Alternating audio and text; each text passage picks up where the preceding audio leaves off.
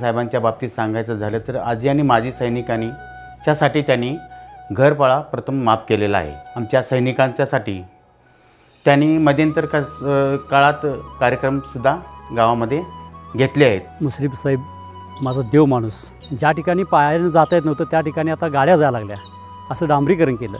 दत्त मंदिर, लक्ष्मी मंदिर, हनुमान मंदिर यांचा जीर्णोद्धार केला। आमच्या गावातील मंदिरे तयार करण्यासाठी त्यांनी निधी उपलब्ध करून दिला। समाज मंदिरसुद्धा त्यांनी बांधून दिलं।